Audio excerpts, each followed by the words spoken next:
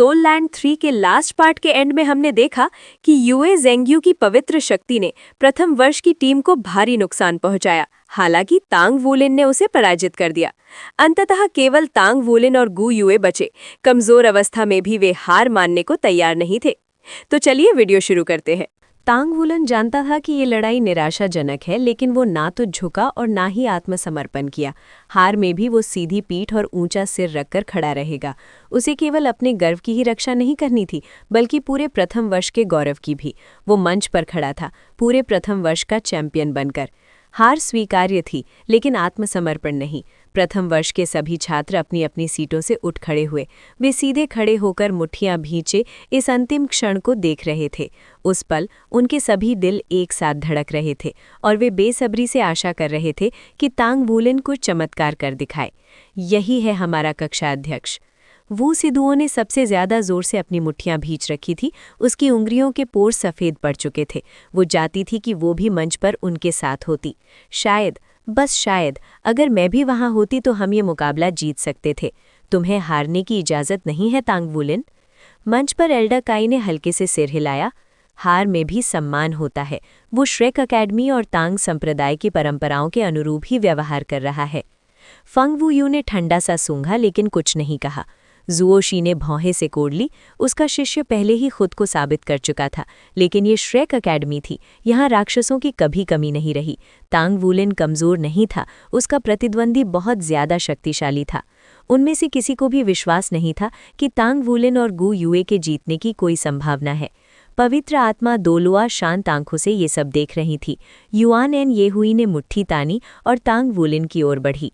दुआन हुनशियाओ ने गहरी सांस ली और अपनी बांसुरी फूंकने की तैयारी की। दोलुआ के होठों के किनारे पर हल्की मुस्कान आ गई जब उसकी नज़र तांग वूलिन पर पड़ी, लेकिन अगले ही पल वो शांति सदमे में बदल गई। गु युए जैसे ही अपनी तंद्रा से निकली, उसने तांग वूलिन की पीठ को घूरना बंद कर दिया। वो एक कदम आगे बढ़ी और पीछे से उसे गले लगा लिया। ये क्या कर रही है? भले ही तुम्हें वो पसंद हो, लेकिन लड़ाई के बीच ऐसा करना जरूरी है? और तुम दोनों इतने छोटे भी हो। आखिर वो कर क्या रही है? कोई भी समझ नहीं पा रहा था कि वो क्या देख रहे हैं। युआन एन येहुई और दुआन हुनशियाओ स्तब्ध रह गए। बाई हनाइंग और युआन एन येहुई को जोड़ने वाला लवर्स ब्रिज डगमगा गया। मंच पर बैठे शिक्षकों के चेहरे भी कोरे हो गए। तांग वूलिन के शरीर से निकलने वाली निर्जीव सी ड्रैगन गर्जना अचानक तेज हो गई। उसकी रक्त ऊर्जा उफान पर आ गई। गु युए के शरीर से लाल, नीला, पीला, हरा, सुनहरा, चांदी और काला 7 रंगों की धाराएं निकली, आपस में गूंथकर एक बन गई और तांग वूलिन के शरीर में समा गई। ये 7 रंग उसकी सुनहरी शल्कों पर फैल गए, उन्हें रंगीन बना दिया और उसकी आभा की राजसी भव्यता और भी बढ़ गई। तांग वूलिन समझ ही नहीं पा रहा था कि क्या हो रहा है। उसे बस इतना पता था कि उसका शरीर अब शक्ति से फट पड़ने को है। उसके भीतर मचल रही अभूतपूर्व शक्ति से उसका पूरा शरीर कांपने लगा। उसकी 7 रंगी शल्कें मोटी हो गईं, पारदर्शी बनती हुई पूरे शरीर पर फैल गईं। जल्द ही वो चमकदार पारदर्शी शल्कों के कवच में ढक गया। उसके भीतर का ड्रैगन दहाड़ा मानो पूरी दुनिया को तुच्छ समझ रहा हो। मंच पर स्कारलेट ड्रैगन दोलुआ जुओशी और ब्लीजिंग ड्रैगन दोलुआ फंग वू यू कराह उठे। उनके चेहरे डर से विकृत हो गए थे। वे साफ महसूस कर रहे थे कि उनकी मार्शल आत्माएं दब रही हैं। अगर उनकी साधना स्तर तांग वूलिन से इतना ऊंचा ना होता तो वे कब के उसके सामने घुटनों पर गिर चुके होते। ये क्या हो रहा है? तांग वूलिन हवा में कुछ मीटर ऊपर तैरने लगा। उसका ड्रैगन क्लॉ अब 7 दमकते रंगों से चमक रहा था। उसने उसे मुट्ठी में कस लिया। दुआन हुनशियाओ ने इस बदलाव पर तुरंत प्रतिक्रिया की। उसकी चौथी आत्मा अंगरी चमकी और उसने एक कान फाड़ देने वाला सुर फूका, जिससे एक शक्तिशाली ध्वनि तरंग बनी, मानो वो ठोस हो। वो तरंग तांग वूलिन की ओर लुढ़कती, उसे निगलने को तैयार, लेकिन जैसे ही वो तांग वूलिन से 5 मीटर दूर पहुंची, उसके आसपास की जगह मुड़ गई और वो ध्वनि तरंग गायब हो गई। बांसुरी अचानक खामोश हो गई। फिर तांग वूलिन युआन एन येहुई की ओर मुड़ा, पल भर में दूरी तय की और मुक्का मारा। तभी युआन एन येहुई अपने सदमे से उबरी। उसने युद्धनाद किया और अपनी दोनों मुट्ठियां आगे बढ़ाईं। तांग वूलिन के मुक्के से टकराने के लिए अपने शरीर की एक एक बूंद ताकत लगा दी, लेकिन उसकी मुट्ठियां तांग वूलिन से कुछ इंच पहले ही उसके आसपास की जगह विकृत हो गई। उसे लगा जैसे वो दलदल में चलने की कोशिश कर रही हो। चाहे वो जितनी भी ताकत लगाए, उसका शरीर आगे बढ़ने से इनकार कर रहा था। 7 रंगों की रोशनी ने एक पल में पूरा युद्ध क्षेत्र ढक लिया।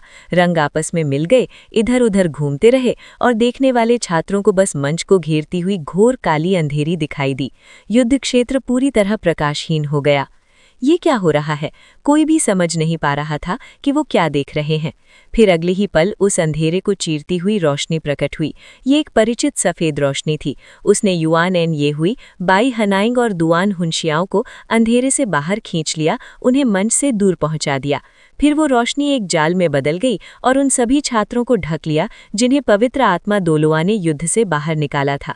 इसके बाद अंधेरा धीरे धीरे छटने लगा और बदला हुआ तांग वूलिन हवा में तैरता दिखाई दिया।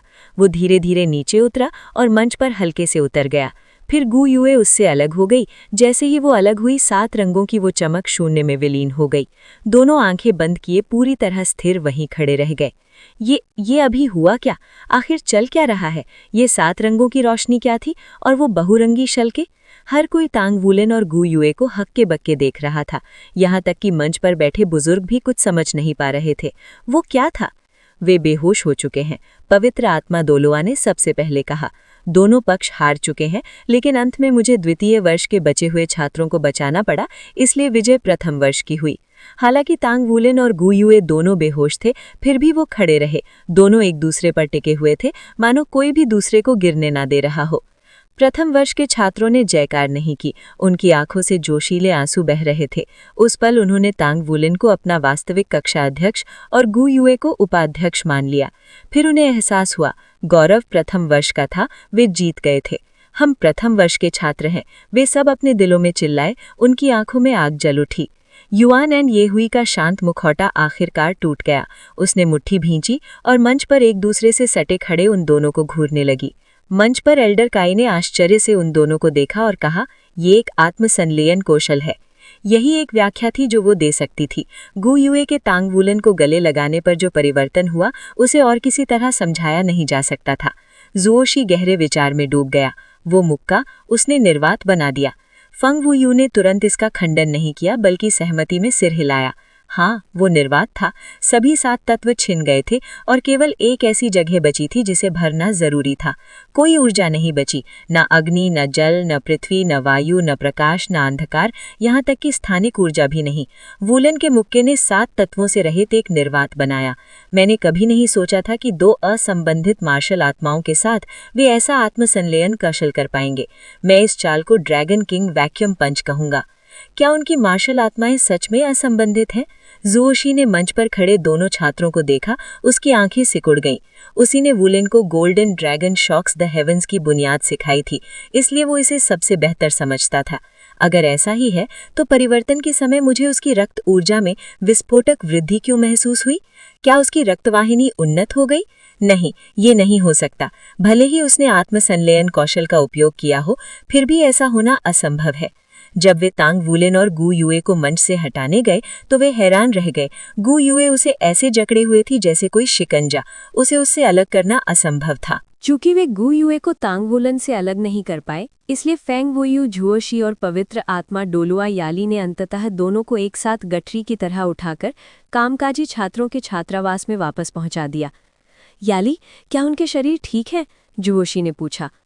पवित्र आत्मा डोलुआ ने सिर हिलाया। उनके शरीर में कोई गंभीर समस्या नहीं है, वे बस पूरी तरह थक चुके हैं।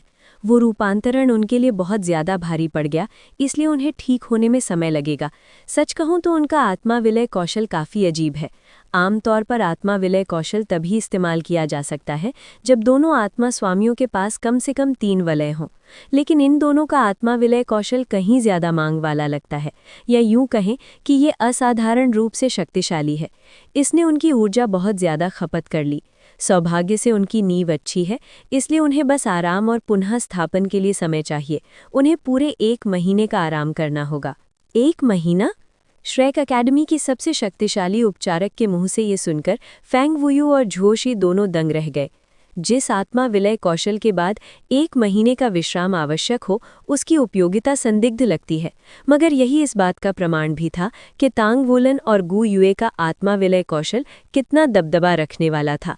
उन्होंने अपना आत्माविलय कौशल पूरी तरह पूरा भी नहीं किया था, याली ने कहा। फिर भी जब उन्होंने उसे इस्तेमाल किया तो मुझे दिल की धड़कन तेज होती महसूस हुई। दो लोग जितने अधिक अनुकूल होते हैं, उनका आत्माविलय कौशल उतना ही शक्तिशाली होता है। पूरे इतिहास में खोजें तो 80% से अधिक विलय दर वाले लोग मुट्ठी भर ही मिलेंगे। अब तक दर्ज की गई सबसे अधिक विलय दर आत्मा हिम डोलुआ हो युआ हो और उनकी पत्नी ड्रैगन बटरफ्लाई डोलुआ तांग वू तोंग की थी। उनके पास जुड़वा युद्धात्माएं थीं, जिसे वे कुल 4 आत्मा विलय कौशल इस्तेमाल कर सकते थे। उन्हें इतिहास की सबसे शक्तिशाली जोड़ी के रूप में सराहा जाता है। कहा जाता है कि उनकी विलय दर लगभग 100% तक पहुंच गई थी। कुछ इतिहासकारों ने, जिनका शोध हो युवा हो और उनकी पत्नी पर केंद्रित था, ये भी कहा कि कोई भी आत्मा विलय कौशल जो 100% विलय दर तक पहुंच सके, उसे दिव्य विलय माना जाएगा। यदि दोनों आत्मा स्वामी पर्याप्त ऊंचे स्तर के हों तो ऐसा आत्मा विलय कौशल उन्हें किसी देवता के बराबर शक्ति दिखाने में सक्षम बना सकता है। हालांकि ये सिर्फ मेरी एक आशंका है, लेकिन इन 2 बच्चों का आत्मा विलय कौशल शायद किसी दिव्य विलय आत्मा कौशल के बराबर हो। इसके अलावा मैं कोई और कारण नहीं देखती कि उनका आत्मा विलय कौशल इतना शक्तिशाली क्यों है। हमें उन पर कड़ी नज़र रखनी होगी। अगर मेरी आशंका सही निकली तो श्रेक एकेडमी को सच में 2 अनमोल खजाने मिल गए होंगे।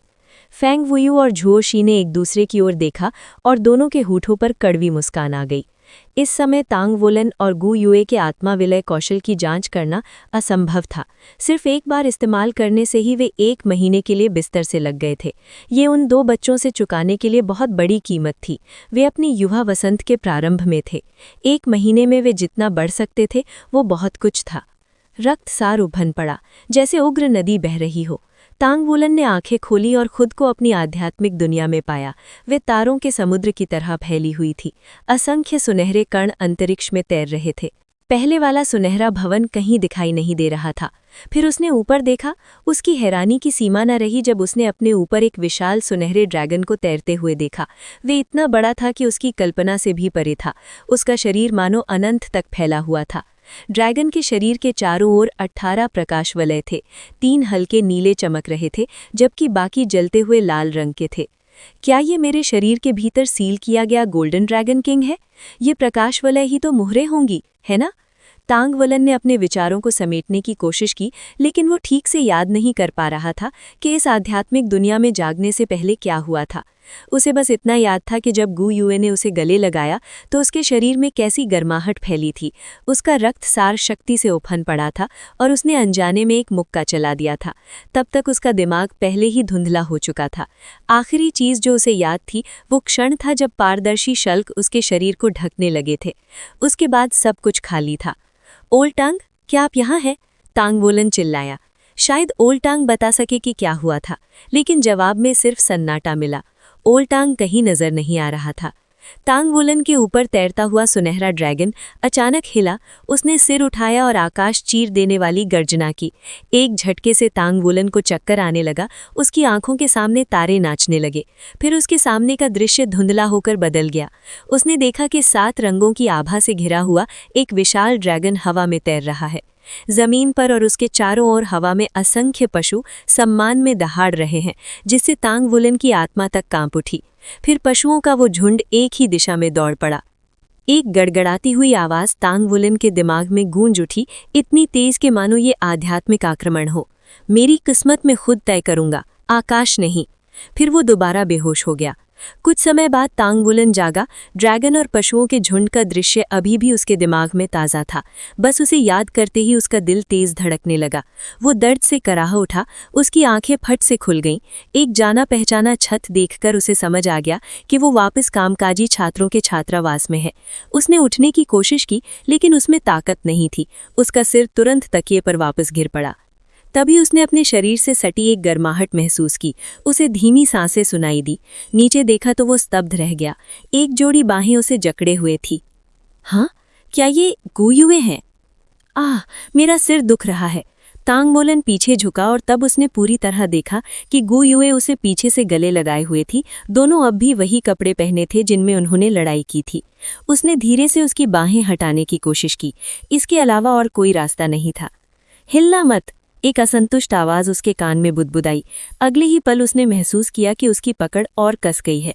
उसे ऐसा लगा जैसे उसे सांपों की एक जोड़ी ने जकड़ लिया हो। जोखिम उठाकर उसने जोर से खुद को अलग किया, तभी गु युए की नींद टूट गई। तुम मेरे बिस्तर पर क्या कर रहे हो? वो चिल्लाई। तांग वुलन ने मौका भांपकर छलांग लगाई और बिस्तर से नीचे कूद पड़ा। चक्कर आने से वो लड़खड़ा गया। उसका शरीर अभी भी कमजोर था। गु युए उसे हैरानी भरी आंखों से देख रही थी। तांग वुलन का गला सूख गया। ये असल में मेरा बिस्तर है। गु युए उठने की कोशिश करने लगी, लेकिन उसे भी चक्कर आ गया। तांग वुलन उसे सहारा देने दौड़ा। उसके शरीर से वसंत की तरह ताजगी की खुशबू आई। वो सुर्ख लाल हो गई और उसके हाथ से छूटकर अपनी ही खाट तक लड़खड़ाती हुई चली गई। कमरे में कोई और नहीं था। बाहर सूरज तेजी से चमक रहा था। लगता है सुबह हो गई है, इसलिए बाकी सब क्लास में होंगे। तांग वुलन ने गु युए की ओर देखा, लेकिन उसने नजरें फेर लीं और सिर झुका लिया। कमरे में अजीब सी झिझक भरी चुप्पी छा गई। इसी अजीब माहौल में तांग वुलन को फिर से चक्कर आया और उसे लेटना पड़ा। गु युए के साथ भी यही हुआ और वो भी अपने बिस्तर पर जा गिरी। कमरे को बांटने वाला पर्दा खुला हुआ था। दोनों एक दूसरे की सांसें सुन सकते थे। कुछ पल बाद गु युए ने खुद को संभाला। उसने बोलने के लिए सारी हिम्मत जुटाई, लेकिन तभी उसने देखा कि तांग वुलन की सांसें शांत हो चुकी हैं। ये सुअर! फिर एक पल बाद उसके होठों पर हल्की मुस्कान आ गई। तांग वुलन ठीक उसी समय सो गया था जब वे कुछ कहने वाली थी। शायद थकान की वजह से, या शायद वो उससे बचना चाहता था। जब तांग वुलन अगली बार जागा तो कमरे में काफी हलचल थी। सबसे पहले उसने शू शियाओयान की आवाज सुनी। बिग सिस गु युए, आप कैसी हैं? क्या आप ठीक महसूस कर रही हैं? प्लीज आराम से रहें और थोड़ा और विश्राम करें। मैंने सुना टीचर कह रहे हैं कि पवित्र आत्मा डोलुआ ने कहा है कि आपको और तांग वुलन को पूरे 1 महीने की रिकवरी चाहिए। प्लीज खुद पर जोर मत डालें। आप इस हफ्ते की क्लास छोड़ सकती हैं। हम कितने समय बेहोश रहे? गु युए ने पूछा। शू शियाओयान ने 3 उंगलियां दिखाईं।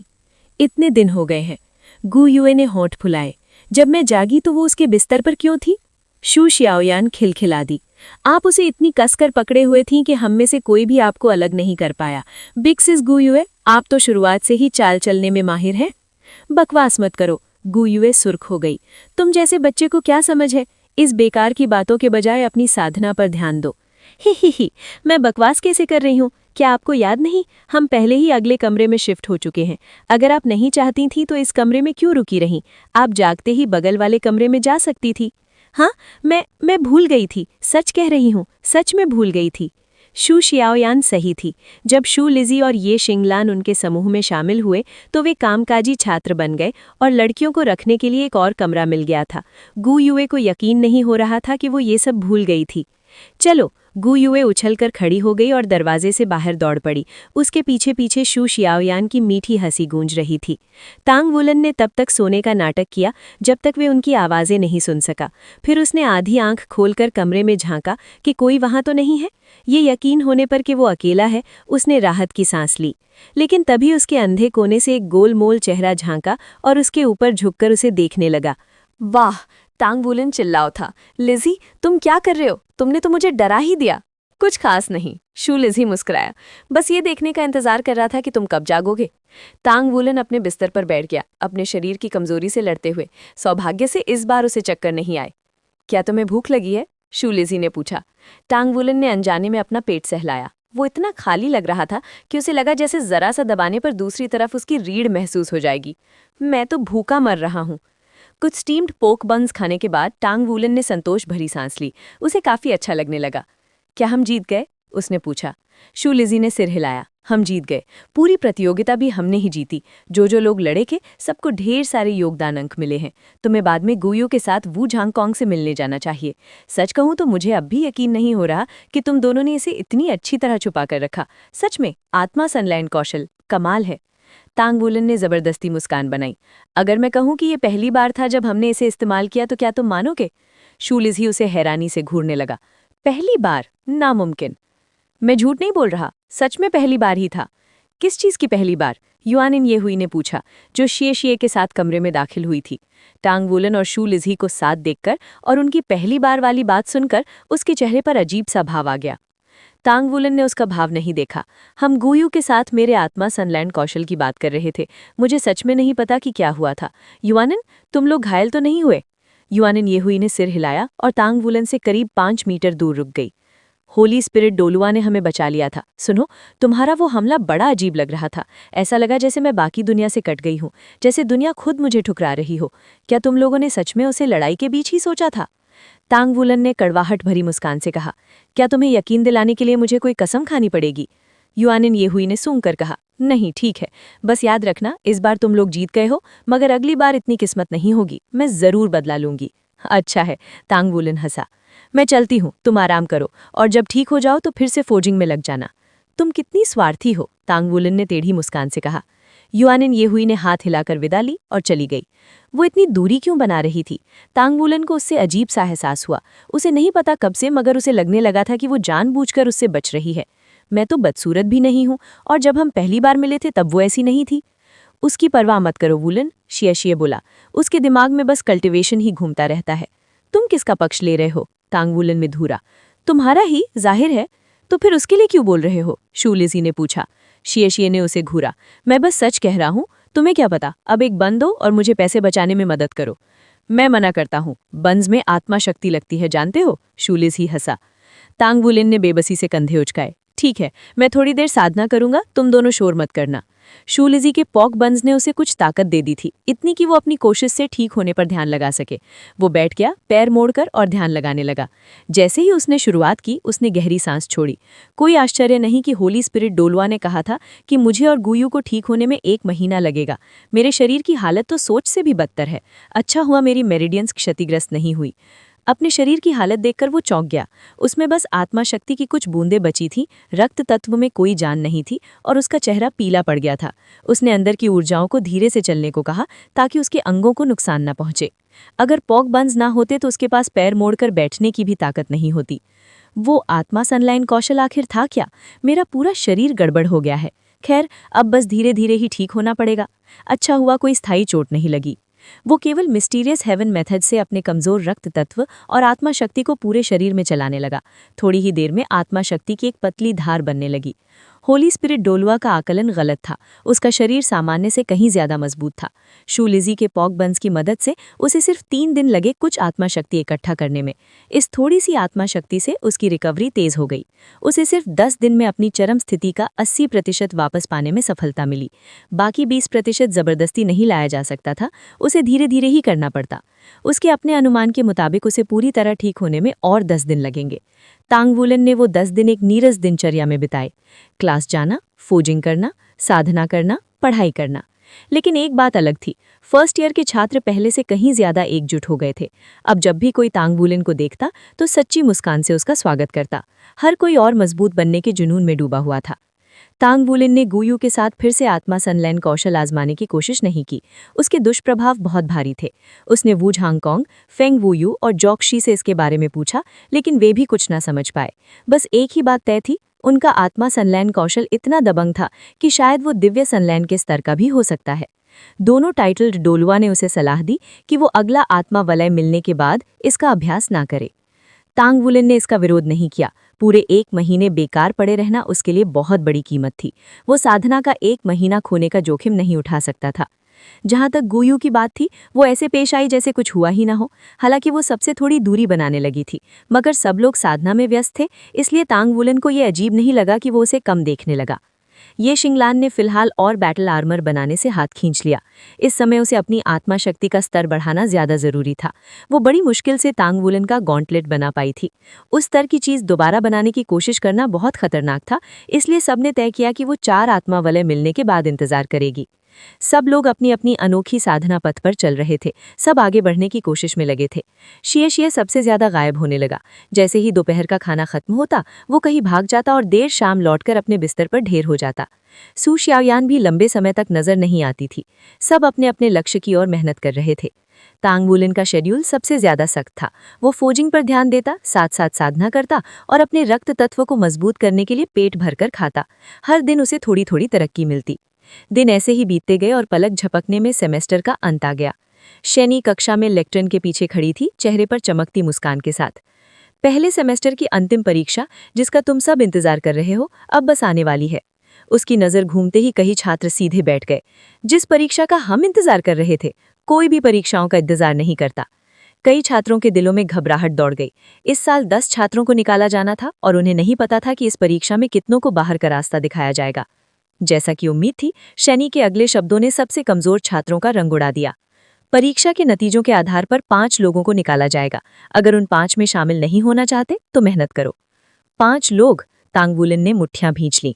शनि ने उसकी ओर देखा। बोलो। तांग वुलिन ने खुद को संभाला। शिक्षिका शेन, क्या ऐसा कोई तरीका है जिससे किसी को भी ना निकाला जाए?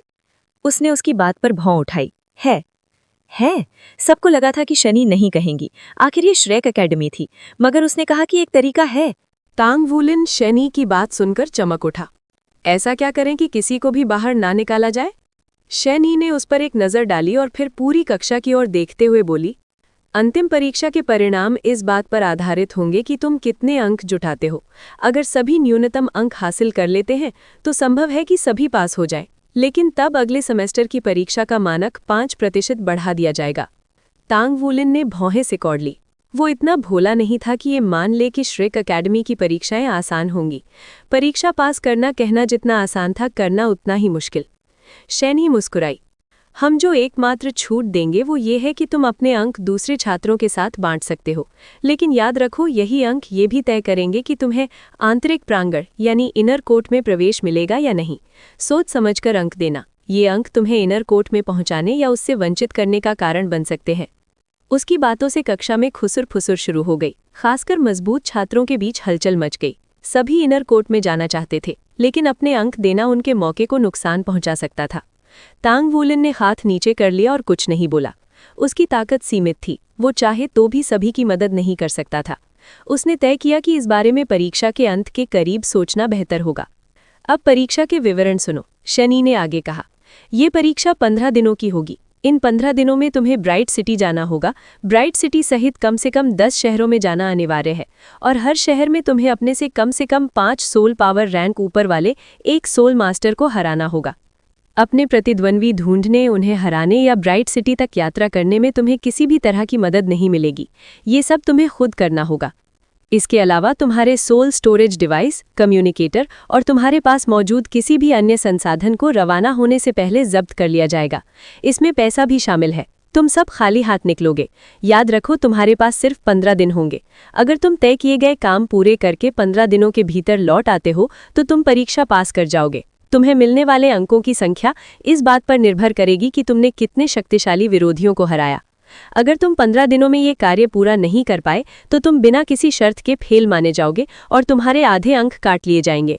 परीक्षा के दौरान अंकों की गणना को लेकर चिंता मत करना। अकादमी तुम्हारी छाया की तरह देखने के लिए शिक्षक भेजेगी, लेकिन उनसे किसी भी तरह की मदद की उम्मीद मत करना। उसने रुककर कहा, भले ही तुम्हारी जान खतरे में हो, वे हस्तक्षेप नहीं करेंगे। इसलिए परीक्षा के दौरान बहुत सावधानी से काम लेना। ऐसे किसी से मत भिड़ना जिसे तुम संभाल न सको। तांग वुलिन को अपने कानों पर यकीन नहीं हुआ। ऐसी भी कोई परीक्षा होती है? लेकिन थोड़ी देर सोचने के बाद उसे श्रेक एकेडमी का उद्देश्य समझ में आ गया। ये परीक्षा उनकी क्षमताओं की समग्र परीक्षा थी। खाना, कपड़ा, रहन सहन और यात्रा, इन सब सुविधाओं को छीन लिया गया था। बिना एक पैसे के उन्हें 10 शहरों में जाना था, खुद से ज्यादा ताकतवर विरोधियों को ढूंढकर हराना था और फिर वापस लौटना था। ब्राइट सिटी महाद्वीप के पश्चिमी हिस्से में थी, जबकि श्रेक एकेडमी महाद्वीप के केंद्र में स्थित थी। हाई स्पीड ट्रेन से भी श्रेक सिटी से ब्राइट सिटी तक पहुंचने में 3 पूरे दिन लगते, यानी आने जाने में ही कम से कम 6 दिन लग जाते। ऊपर से हर शहर में विरोधी ढूंढने और लड़ने में लगने वाला समय अलग। शैनी की घोषणा के बाद कक्षा में गहरी चुप्पी छा गई। हर छात्र मन ही मन योजना बनाने लगा कि वो इस परीक्षा से कैसे निपटेगा।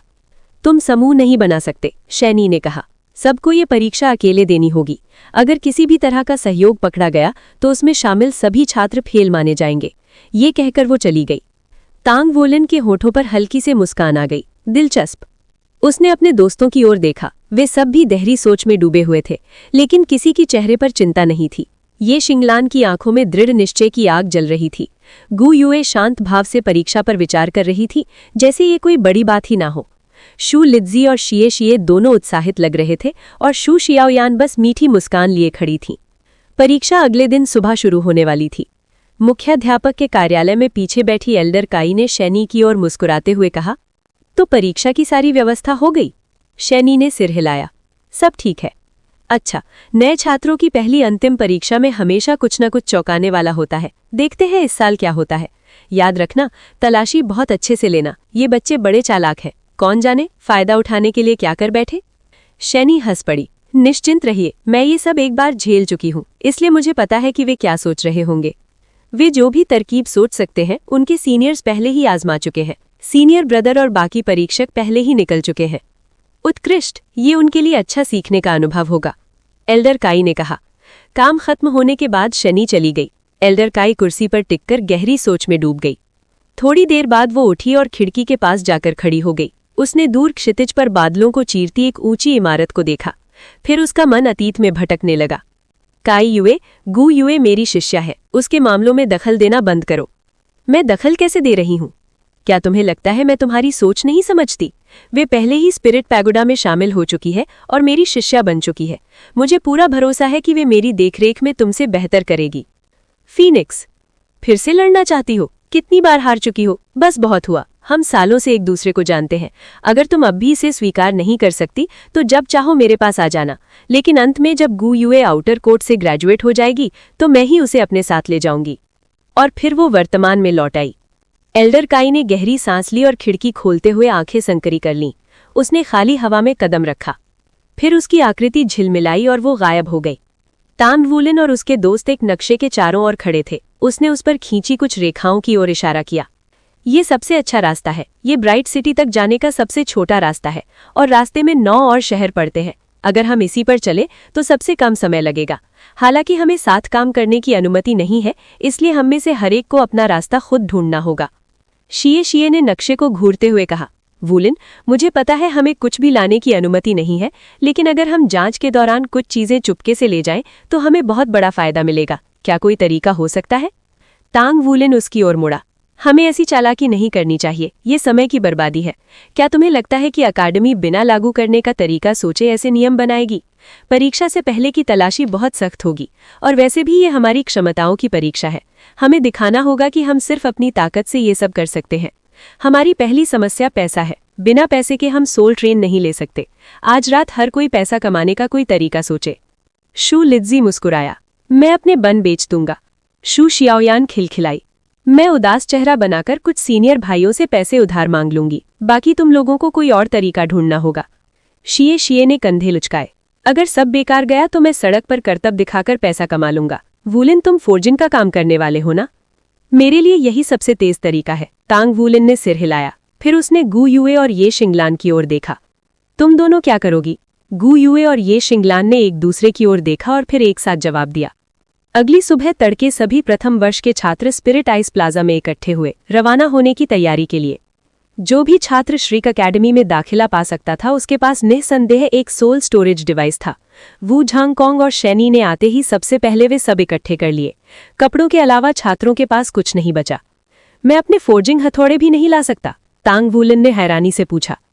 तुम सिर्फ वही कपड़े ला सकते हो जो तुम पहने हो, इसके अलावा कुछ भी अनुमति नहीं है, वू झांगकोंग ने ठंडे स्वर में जवाब दिया। तांग वूलिन ने अनिच्छा से अपने हथौड़े स्टोरेज रिंग में वापस रखे और वे रिंग्स सौंप दी। इतने समय से उन रिंग्स और हथौड़ों का इस्तेमाल करने के बाद उसके बिना उसे असहज लग रहा था। ये उसकी आदत बन चुकी थी कि वो रोज स्टोरेज रिंग पहनता था। इसके अलावा उन रिंग्स में बहुमूल्य धातु के टुकड़े और गढ़े हुए मिश्र धातु भरे थे। कभी कभी जो मिश्र धातु 90% से ज्यादा हार्मनी रेट रखते थे वे उन्हें अपने दोस्तों को दे देता था। बाकी ज्यादातर सफलतापूर्वक गढ़ी गई मिश्र धातुएं उन्हीं रिंग्स में थीं। उसने उन्हें बेचने की जल्दी नहीं की थी। वे इंतजार कर रहा था कि जब उसे अपनी चौथी सील तोड़ने के लिए पैसों की जरूरत पड़ेगी तब वे उन्हें बेचेगा। श्रिक अकेडमी में उनकी अच्छी कीमत मिलनी थी क्योंकि वहां मिश्र धातुओं की भारी मांग थी। अब टांग वूलिन को अपनी सारी चीजें सौंपनी थी, लेकिन उसका लालची स्वभाव उसे ऐसा नहीं करने दे रहा था। प्रथम वर्ष के छात्रों को शरीर की तलाशी के लिए लड़के लड़कियों में बांट दिया गया था। ज्यादातर छात्रों के पास छुपाने के लिए कुछ नहीं था, लेकिन कुछ ने चोरी छिपे सामान बाहर ले जाने की कोशिश की। मगर एक शिक्षक की मार्शल सोल उसकी आंखें थीं और अपनी सोल स्किल से वो छात्रों की हर चाल को भांप सकता था। कोई भी धोखा उससे छिप नहीं सका। फाटकों से ठंडी हवा का एक झोंका भीतर आया। हालांकि किसी को सच में ठंड नहीं लग रही थी, फिर भी कुछ छात्र उस ठंडी हवा से सिहर उठे। वो तलाशी तो बहुत ही सख्त थी, एक छात्र ने कहा जब वे फाटकों से बाहर निकल रहे थे। 15 दिन बाद मिलेंगे क्लास प्रेसिडेंट, लुओ गुइक्सिंग ने जाते हुए टांग वूलिन को हाथ हिलाया। सबको शुभकामनाएं। कोशिश करना कि बाहर ना हो जाओ। अगले सेमेस्टर से मैं तुम्हारे लिए फोर्जिंग शुरू करूंगा, तो सामग्री और भुगतान तैयार रखना। कांपते हुए छात्रों ने खुशी से जयकारा की। इस समय पूरे ग्रेड में केवल टांग वूलन के पास ही बैटल आर्मर का एक टुकड़ा था। भले ही बाकी लोग साधारण धातुओं का इस्तेमाल करने वाले थे, फिर भी मैं इस मामले में उससे बहुत पीछे थे। आखिरकार बैटल आर्मर बनाना आसान काम नहीं था। स्पिरिट अलॉय का इस्तेमाल करने से टांग वूलन के लिए निर्माण प्रक्रिया कठिन हो गई थी, लेकिन नतीजे इसके लायक थे। वो भविष्य में इसे स्पिरिट रिफाइन कर सकता था और अपग्रेड भी कर सकता था। इस तरह का बैटल आर्मर बनाना आउटर कोर्ट में लगभग अनसुना था। इसलिए स्पिरिट अलॉय या स्पिरिट रिफाइंड मेटल पाने का एकमात्र तरीका ब्लैकस्मिथ एसोसिएशन से ऊंची कीमत पर मनवाना था। टांग वुलन का वादा उसके सभी सहपाठियों का दिल जीतने के लिए काफी था। हालांकि उसने ये वादा अब इसलिए किया था क्योंकि हाल ही में उसकी एलॉय फोर्जिंग की सफलता दर 40% तक पहुंच गई थी। अब वो इससे मुनाफा कमा सकता था।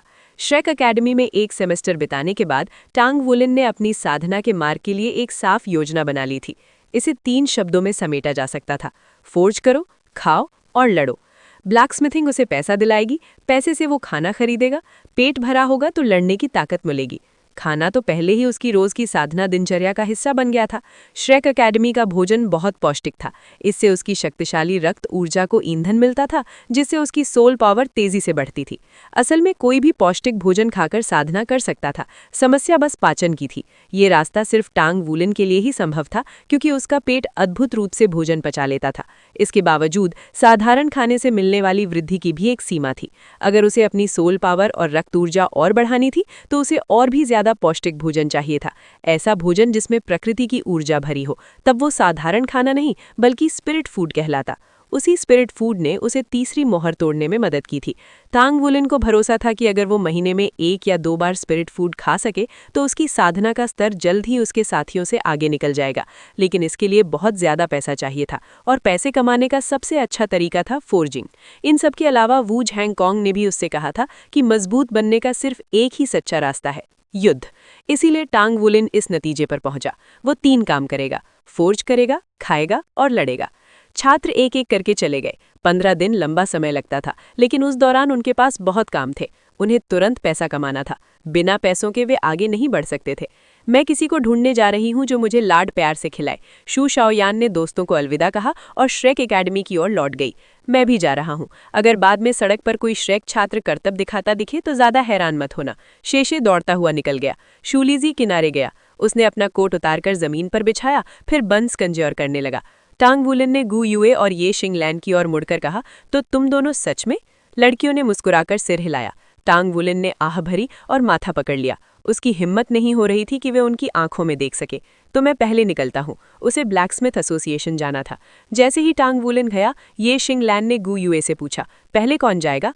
तुम जाओ, गु युए ने कहा। ये शिंगलैन ने सिर हिलाया। ठीक है। अभी सुबह सुबह का समय था। कक्षाएं शुरू नहीं हुई थी और छात्र 2-2, 3-3 करके फाटकों से गुजर रहे थे। सभी छात्र परिसर में नहीं रहते थे। कुछ अमीर परिवारों से थे जिन्होंने शहर में उनके लिए घर खरीद रखे थे। लेकिन आज का दिन अलग था।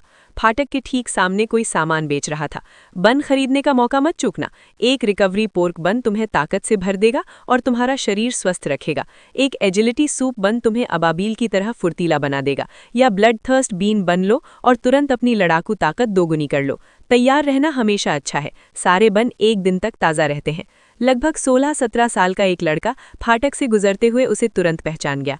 वाह, अरे तुम तो प्रथम वर्ष के मोटे हो ना? जूनियर ब्रदर, तुम यहाँ बन क्यों बेच रहे हो? शूनीजी हंसा। मेरे पास और कोई चारा नहीं है। मुझे इस सेमेस्टर की फाइनल परीक्षा के लिए पैसा कमाना है। कैसा है सीनियर ब्रदर, कुछ बन लोगे? सस्ते और मज़ेदार हैं। नहीं भाई, मुझे ज़रूरत नहीं है। वैसे भी ये एक दिन ही चलते हैं। चलो, मुझे क्लास जाना है। Good luck. छात्र ने हाथ हिलाया और आगे बढ़ गया, मगर वो ज्यादा दूर नहीं गया था कि उसे रोक लिया गया। 2 लड़कियां उसके सामने खड़ी थीं। फाटक काफी चौड़ा था, इसलिए वो पूरा रास्ता नहीं रोक सकती थीं। दूसरे वर्ष का छात्र उन्हें चकमा देकर निकलने लगा, लेकिन किसी ने फिर से आगे आकर उसका रास्ता रोक लिया। ये पहाड़ मेरा है, ये पेड़ मैंने लगाए हैं। अरे गु युए, आखिरी लाइन क्या थी? गु युए ने आंखें घुमाई। अगर आगे जाना है तो पहाड़ी कर चुकाओ। ये सब क्या चल रहा है? दूसरे वर्ष का छात्र उन्हें अवाक देखता रहा। जूनियर सिस्टर्स, यहाँ कोई पहाड़ नहीं है, ना ही कोई पेड़। मान लो कि होते भी तो भी वे तुम्हारे नहीं होते। पैसे दो। ये शिंगलैन ने हाथ आगे बढ़ाया। टोल है 1 लाख फेडरल क्रेडिट। लड़का सन्न रह दिया। ये क्या मजाक है? क्या तुम मुझे लूटने की कोशिश कर रही हो? नहीं, हम तुमसे उधार ले रहे हैं, बाद में हम तुम्हें 2 गुना लौटाएंगे, ये शिंगलैन ने जवाब दिया। और अगर मैं पैसे ना दूं? लड़के के होंठ का कोना फड़कने लगा। ये शिंगलैंड सिंडर लड़की थी और वो उस पर बुरा प्रभाव नहीं डालना चाहता था, लेकिन उसकी सहनशीलता की भी एक सीमा थी जब वो इतनी जिद्दी हो रही थी। तब तक कुछ और छात्र भी आ चुके थे और किनारे खड़े होकर तमाशा देख रहे थे। उनमें से एक लगभग 20 साल का लग रहा था, स्पष्ट रूप से ऊपरी कक्षा का छात्र। ठीक है, ये शिंगलैंड ने एक कदम आगे बढ़ाया। उसके पैरों के नीचे 3 सोल रिंग प्रकट हुए। उसकी स्टार गॉड स्वॉर्ड उसके हाथ में चमकती हुई प्रकट हुए। अगर तुम हमें हरा दो तो पहाड़ी कर नहीं देना पड़ेगा।